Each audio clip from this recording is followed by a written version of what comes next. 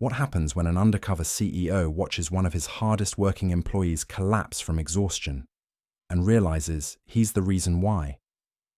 Daniel Grant, CEO of Brightmart, adjusted the worn baseball cap on his head as he stepped into one of his retail locations. Dressed in an old hoodie and faded jeans, Daniel blended in as just another customer. But this wasn't just a visit. It was an investigation. For weeks, troubling reports had flooded his desk. Overworked employees, rising staff turnover, and mounting customer complaints.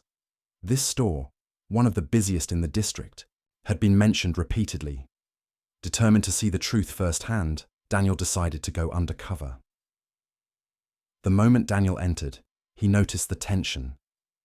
The once clean aisles were cluttered, shelves were half-stocked, and frustrated customers shuffled between displays. Employees darted around, overwhelmed and visibly drained. Near the front counter, a young woman with dark hair tied back in a loose ponytail, Maya, moved quickly, balancing a tray of pastries in one hand and a roll of cleaning towels in the other. Despite her rushed pace, she still managed to greet customers with a warm, if weary, smile. "She's been here since 6 a.m., a tired-looking cashier muttered to Daniel. "That's her third double shift this week." Daniel's brow furrowed. 3 double shifts in 1 week? Throughout the day, Daniel kept an eye on Maya. She seemed to be everywhere, restocking shelves, answering customer questions, and covering for co-workers. Each time a customer approached, Maya greeted them with forced energy, her smile faltering, just enough to reveal her exhaustion. "You sure you don't need a break?" Daniel asked quietly, when they ended up side by side, organizing frozen goods. Maya laughed dryly. "If I take a break, no one else covers. Too much to do." "That's not fair," Daniel said. "Doesn't your manager step in?" Maya shrugged. "Manager doesn't care. Said we're lucky to have jobs at all." "That's ridiculous," Daniel muttered, feeling frustration build inside him. "It's fine," Maya said, forcing a smile. "I'm used to it. Plus," her voice softened, "my mum's bills aren't going to pay themselves." Daniel felt a pang of guilt. No one should have to push themselves this hard. By late afternoon, Maya's exhaustion was impossible to miss. Her movements slowed, and she frequently stopped to rub her temples or lean against counters.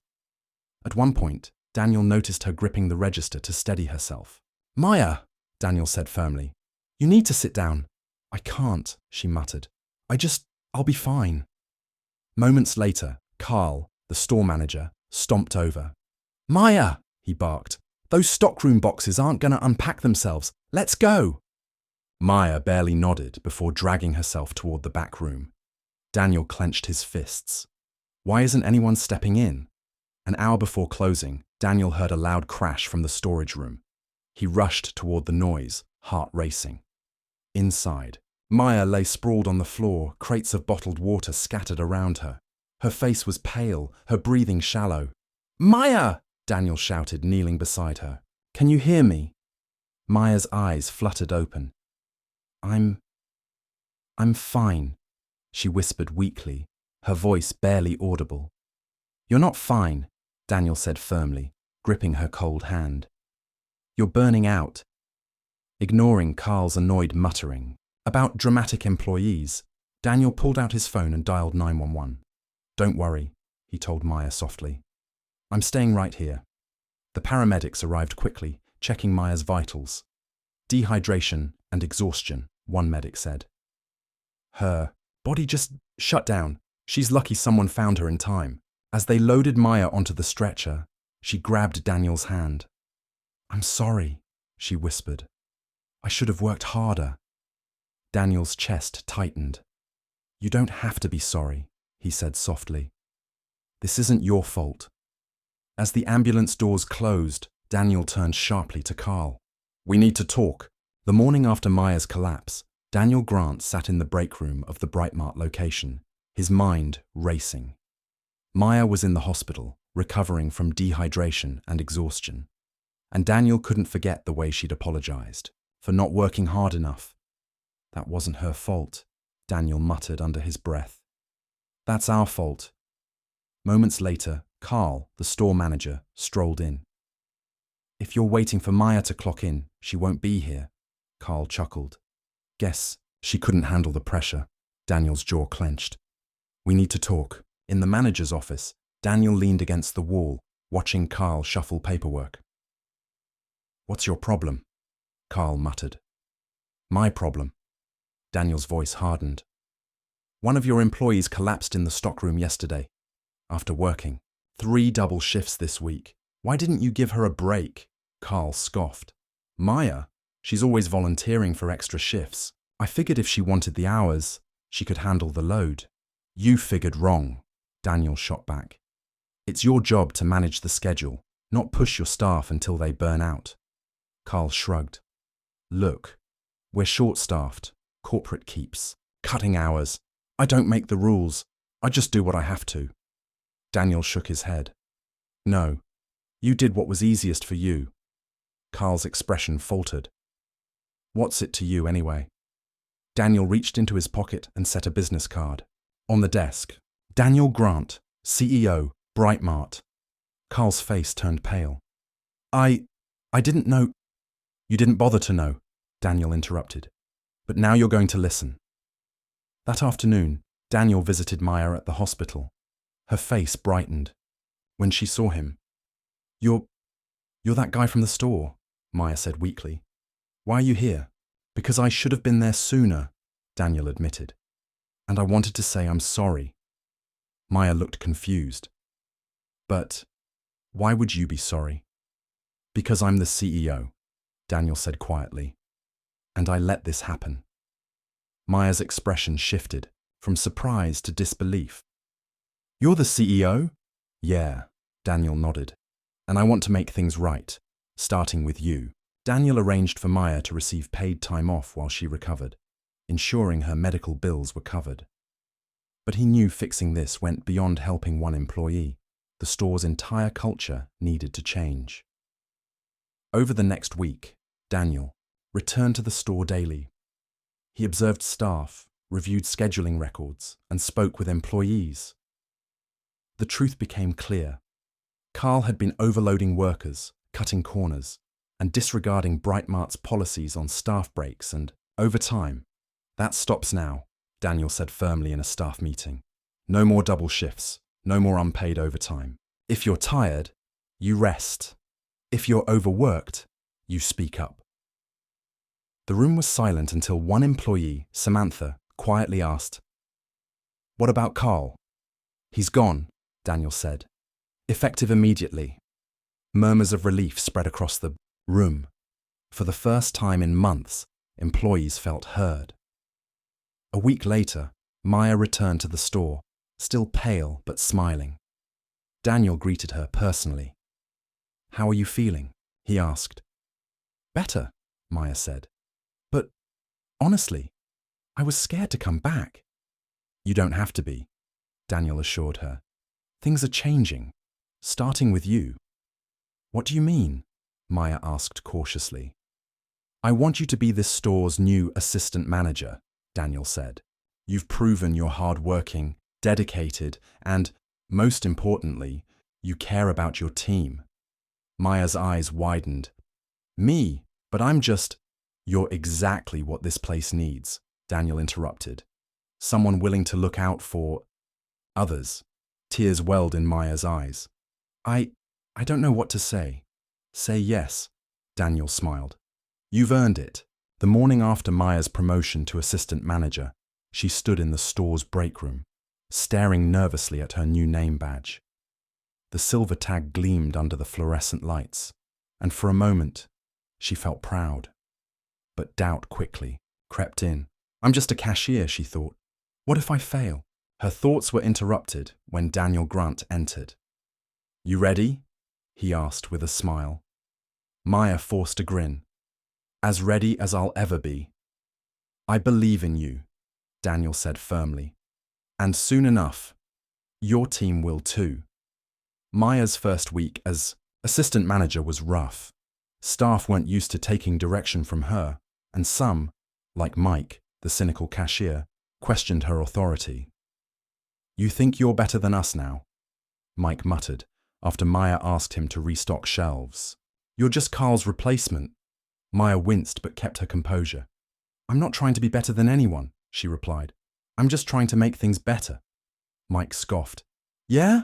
Good luck with that. Determined to gain her team's trust. Maya started working longer hours. She cleaned the stockroom, reorganized inventory, and joined employees on the floor whenever things got busy. One night, while Maya scrubbed the floors alone after closing, Samantha, a quiet employee, appeared with a mop in hand. You don't have to do this alone, Samantha said softly. Thanks, Maya smiled. But I couldn't ask you to stay late. You didn't ask, Samantha replied. But I see you're trying.